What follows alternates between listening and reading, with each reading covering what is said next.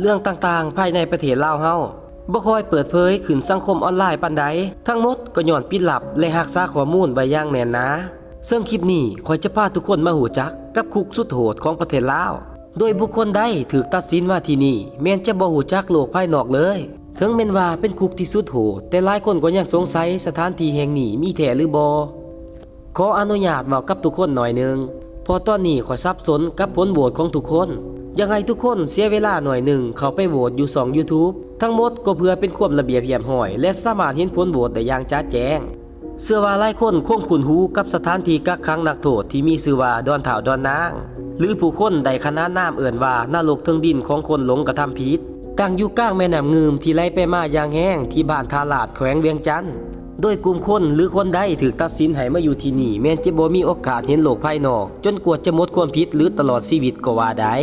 ข้อมูลและรูปภาพจะบ่มีการเปิดเผยอย่างละเอียดแต่อย่างใดเรื่องราวพร้อมเหตุการณ์อยู่ในคลิปนี้เป็นเพียงข้อมูลที่พังมาจากชาวบ้านใกล้เคียงเท่านั้นก็แห่งนี้ได้ถูกสร้างขึ้นมาเพื่อกักขังนักโทษผู้กระทำผิดขั้นรุนแรงมาแต่อดีตซึ่งเท่าทุกวันนี้เต็มไปด้วยความหลอนและความทุกข์ทรมานของนักโทษทั้งหลาย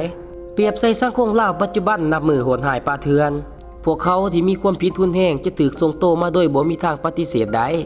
เพียงแต่เห็นแม่น้ำงืมและเกาะอันโดดเดี่ยวกลางแม่น้ำหลายคนก็เกิดอาการซึมเศร้าปิดชีพตัวเองหรือพยายามหลบหนีแต่ทุกความคิดและการกระทำทั้งหมดแม้นล้วนแต่ถูกผู้คุมหูทันพวกเขาจะคอยทรมานและดัดสร้างเทื่อละน้อยเฮ็ดคือให้ความหวังจะปล่อยพวกเขาออกไปสู่โลกภายนอกนักโทษบางคนกับหูทันความคิดผู้คุมและวางแผนหลบหนีท่ามกลางแม่น้ำงืมสุดท้ายแล้วพวกเขาเลือกทางใดก็ล้วนแต่สิ้นชีพด้วยน่าเวทนาปัจจุบันดอนเฒ่าดอนนางได้มีแผนการสกัดกั้นการหลบหนีการปิดชีพและวิธีการอื่นๆที่ขัดกับระเบียบของคุกนอกเหนือนั้นยังมีชาวบ้านหลายคนเล่ามาว่าทุกคืนวันศีลมักจะพบเห็นคนลอยน้ำออกมาจากเกาะพร้อมหายไปต่อหน้าต่อตาบางคนก็ว่าเห็นคนนางห้องไห้โหยหวนอยู่หิมแม่น้ำงืมถึงยังได้ก็ตามเรื่องเล่าก็แม้มาจากปากต่อปากเพียงเท่านั้น